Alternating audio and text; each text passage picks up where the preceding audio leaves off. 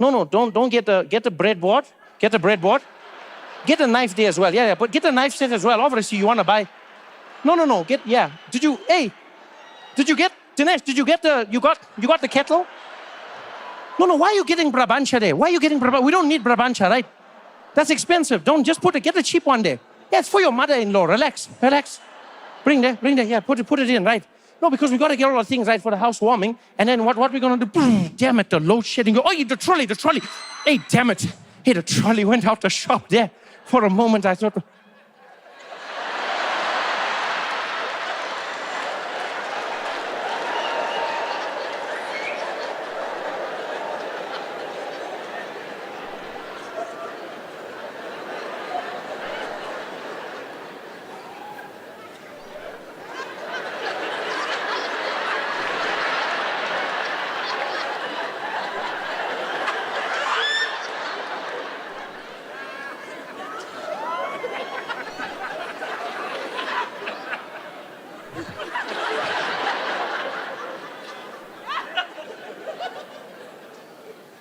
Hey, Suresh.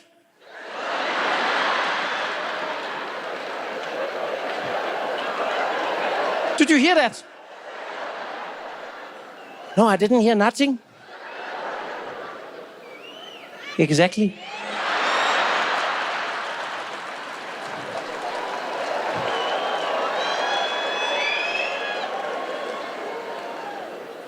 Bring a PlayStation there.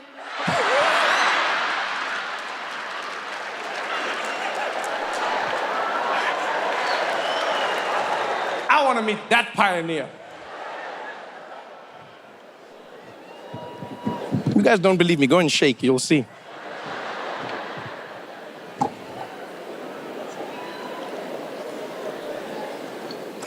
South Africans. Truly, load shedding has changed everything.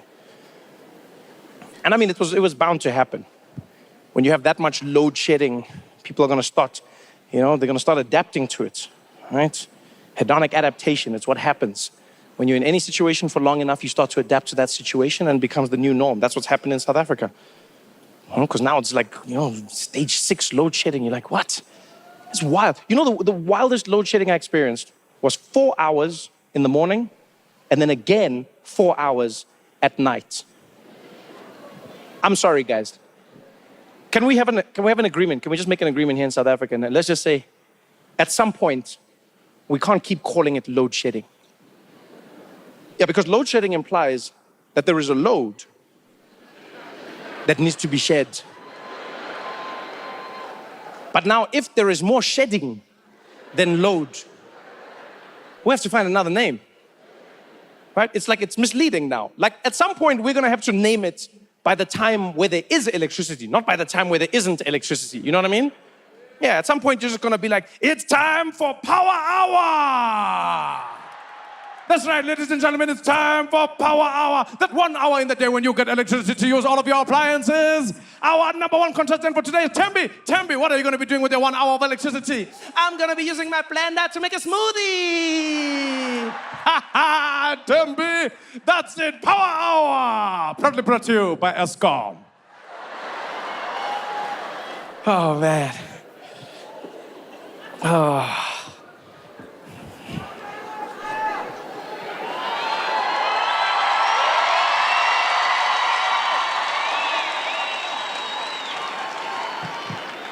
By the way, what is Cyril doing about the load shedding? No, I ask because I've been trying to find out, and I can't find any information on it. He used to give press conferences every day during COVID, and then now he's gone. What is he doing? Do you know? Because I can't find nothing. He's doing nothing? That's an interesting approach. It's a really interesting one. I'll be honest, man, I don't know how to feel about Cyril's presidency. I don't know how to feel about Cyril's presidency. Because he was promised as the person who would bring consistency, all right? I didn't know it would be like consistent load shedding.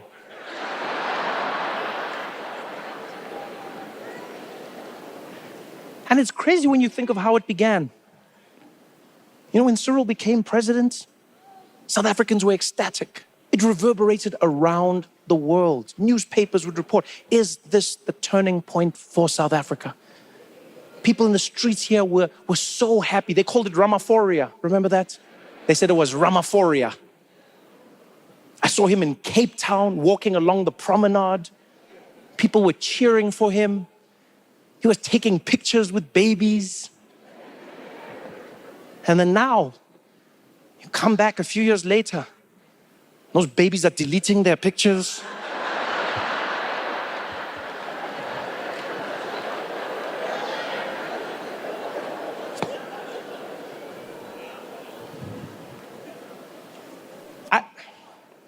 I feel like Cyril is the most disappointing president this country's ever had. Honestly, I feel like Cyril is the most disappointing president this country has ever had. Not the worst president, not the worst president, the most disappointing president. There's a difference. There's a difference, yeah. Because we all know who the worst president was.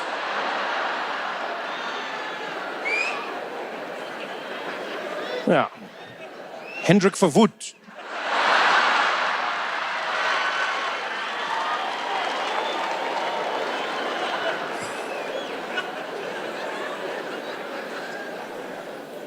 But Cyril is the most disappointing. The reason I say disappointing is because disappointment lives in the gap between expectation and reality. Cyril came in at the highest level of expectation. And now we're sitting here in a reality that's so far from what we expected. You know? Whereas with Zuma, say what you want about Zuma. Say what you want about Jacob Zuma. We weren't disappointed.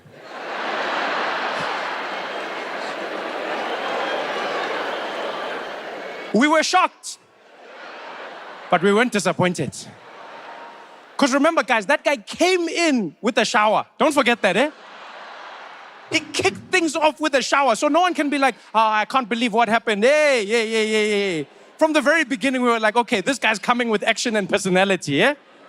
From the very get-go, Zuma came in with a shower. He came in dancing and smiling. We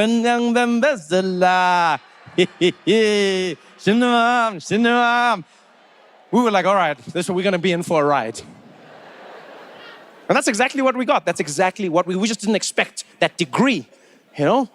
If you think of it this way, it's like South Africa is a car. If you think of South Africa like a car, the president is the person driving that car. We're all the passengers. You know, we're there, we're paying for the petrol, we're paying for the maintenance, all of it, and the president's driving. You know, and when Zuma came in, we could see, hey man, this guy, you know, it's gonna be interesting. You know, and he came in there, I'm ready to drive. And everyone there was like, Jacob, are you drunk? And he was like, no, I'm wasted. And he got in that car and he drove it like it's never been driven before. He crashed into everything. He broke every speed limit. At some point, he started selling the parts to the Guptas. Take the battery, we don't need it.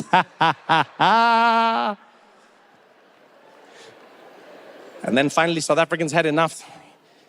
Jacob got kicked out of the car. We were all looking at it there, barely surviving.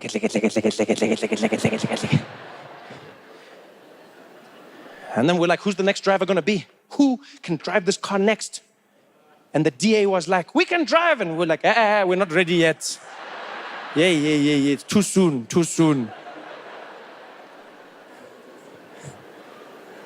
Cyril,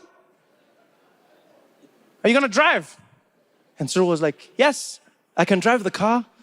And we're like, wait, Cyril, are you drunk? And Cyril was like, no, I don't even drink. And we were like, oh, wow, okay. All right, here you go. And he got in the car. But what we didn't know is that he only had a learner's license.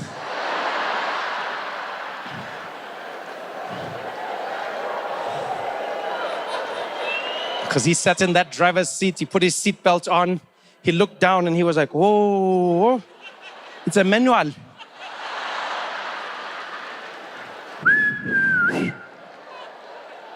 It looks like we're gonna learn together.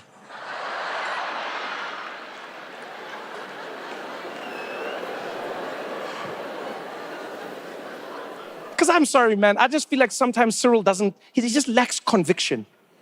You know, that's what it is. I think that's what a lot of people feel. It feels like he lacks conviction. He'll come out and be like, I'm gonna fight corruption, I'm gonna fight it. And it's like, are you fighting it though? You know, it doesn't feel like you fight. Like if you're gonna fight corruption, fight corruption. And if you're gonna be corrupt, be corrupt. You know, just lukewarm. Like even his scandal, even Phala, what was that? Huh? What kind of scandal was that? Ah, guys, come on, man. What kind of scandal? Not nuclear weapons, you know? Not giant contract, no. Buffalo. Buffalo. Guys, do you understand how my friends in America roasted me when that story came out? That was a tough day in my life. When the newspaper loved, well, like, dude, you love Buffalo. South Africans, you love Buffalo. You guys probably have like Buffalo on your money. I was like, no, we.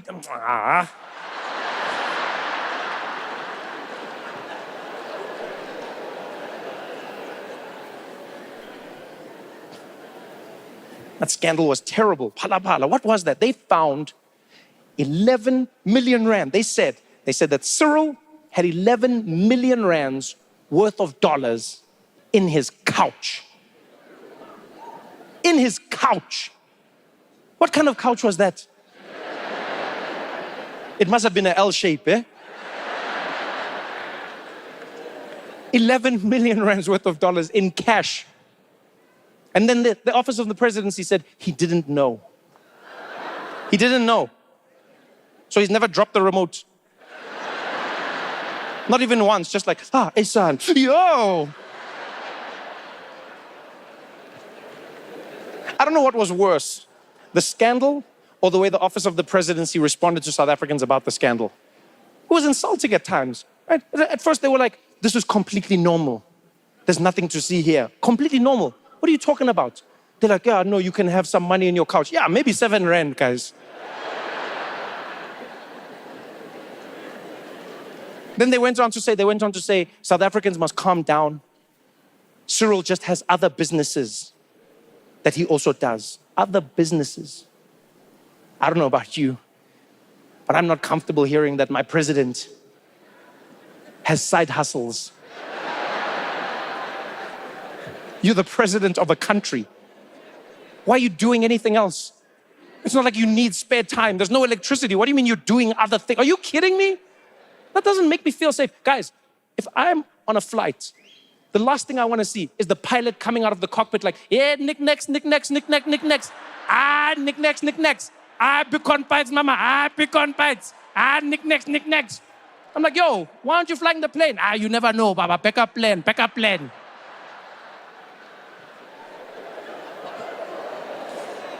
Are you kidding me?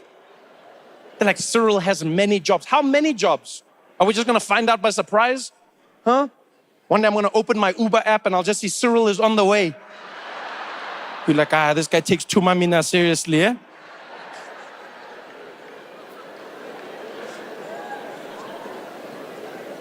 That whole scandal, man, all of it. The load shedding and Cyril and but I'll still choose this country.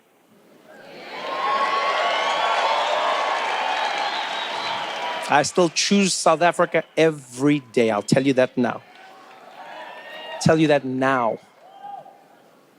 Sometimes people will say to me, they'll be like, oh, Trev, you lucky, you got out. Oh, you got out, bro, you're lucky. First of all, I didn't get out. You make it sound like I escaped. I left to go and work. I always come back. People go like, you got out, right? You got out. Make it like I was in the plane, like, go, they're coming. Don't let them see me. Go. I love this country. I love South Africa more than anything in the world. It's in my bones. It's in the way I was raised. It's in the languages I speak. And I'll be honest, nothing makes me sadder than the way some people talk about the country. I don't judge them, by the way, because I understand. But, you know, like sometimes people will walk up to me and they think it's going to be like something we'll share. They'll be like, Trevor, South it's terrible. It's the worst country in the world. Huh?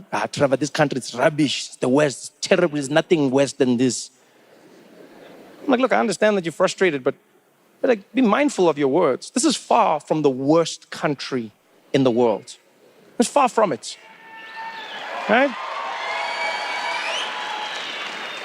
If there's one thing I hope people would realize is when you give up, that's when it truly fails. Right? It is not the worst country in the world. In my opinion, it is a great country that's going through one of the worst periods in its time. There's a difference. You can have a great country going through a bad time. It doesn't mean that it's now a bad country. We've got so many things to hope for. We've got so many things to work for. People, are you kidding me? And then people will come to me, they'll be like, yeah, but Trev, it's easy for you to say, bro, but look at the looting and the riots. Yeah, guys, there's looting and riots in every country around the world. It happens when there's a lack of service delivery. You will see it anywhere. America was burning down at some point. Paris is burning every few weeks. Every few weeks. Have you seen them? And the French are angry. Petrol bombs everywhere. J'ai trop de l'épatte du croissant dessus. Allez, du roi de la merde. C'est trop de l'effet. Yes, I know they also loot and riot in South Africa, but at least here in South Africa, when they loot, they smile. That way I know it's not personal. They're shaking things up. One of my favorite lootings I ever saw was on the news. There was this guy who looted a TV. He looted a TV, guys. And it was this short guy, and he was running with the TV, and he was like, yeah. And you could see he was having the best day ever. Yeah. And while he was running with the TV, another guy came who was bigger than him and grabbed the TV. And he was like, And then the big guy took the TV. And then he ran away with it, gone. And this little guy, I've never seen a human have so many emotions in 30 seconds. Yeah. 30 seconds earlier, this guy was in heaven. He was there running with his new TV like, yeah, where's the police? 30 seconds later, he was like, where's the police?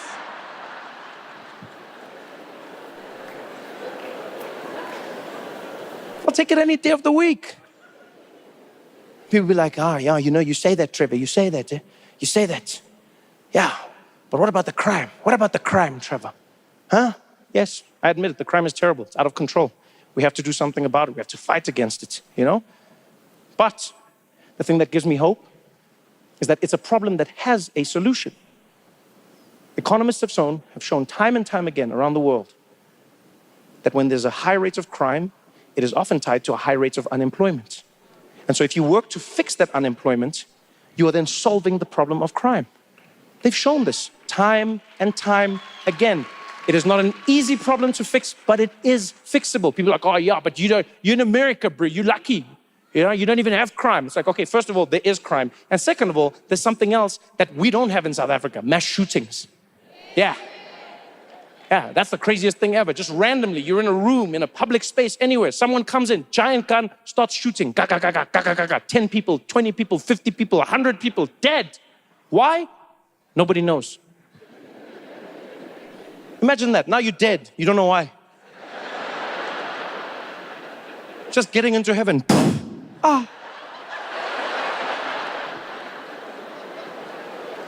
I know they're both terrible, guys, but for me, I'll choose crime, No, because even with crime, at least there's a moment where I know there's hope, where I can be like, okay.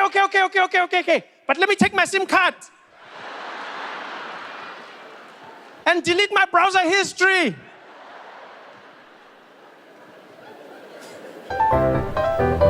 I'll choose South Africa any day of the week. Those are things I think about. I have to think about them. Because now, I've lived in America for so long that they say that soon I'm going to be given a US passport. Right? You say woo because you don't know what it comes with. Tandaga, you're clapping already. Yay! Didn't even ask about terms and conditions. Because I read the terms and conditions of having an American passport. There are many things that I don't like. First and foremost, I will have to be subject to the American legal system. Yeah, I'm not enthusiastic about that, I'm not gonna lie. Because I never planned to do anything wrong in America. But in the back of my head, I always thought if something was to be done by me, I felt good knowing they would have to deport me. They would be like, "You're guilty, you're deported." And I'll be like, "No." And then I'll come home and be like, Maracas, you must know. South Africa, you guys know. You know what happens sometimes, but you never know. Why did Rihanna leave her iPhone like that?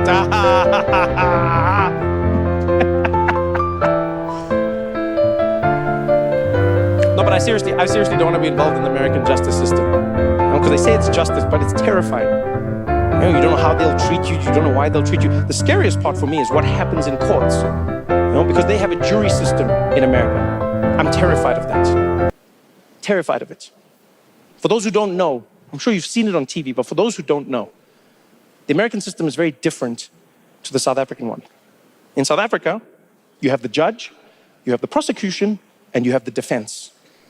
Right? That's who your case is working with, and the judge decides. The judge has studied, they're learned, they know what's going on. And you can talk to them on their side. I'm joking. But I like knowing that person had to go to school to figure out whether I broke the law. In America, it's a different system. They have a judge, they have a prosecution, and they have a defense, but they also have a jury. A jury. 12 people who are randomly gathered, randomly picked, who decide your fate. These people do not need to have studied the law. They don't need to understand the law. They don't even need to have watched Law and Order. Now they're deciding your fate. Clan, clan. I don't want that in my life. Yeah, I don't want that, and I don't want to be on a jury either. That's what comes with getting an American passport. You now have to be on a jury. I don't want to be on a jury. You know why? Because I'm South African. Yeah, and you're probably wondering, what does that mean? I'll tell you what it means. I read the rules of being on a jury, and I realized South Africans can never be on a jury. Yeah, because there's certain rules when you're on a jury. One of the most important rules right at the top of the list is if you are on a jury, if you're serving on a jury, you may not express your feelings or emotions about anything that is happening during the case. You may not talk about it.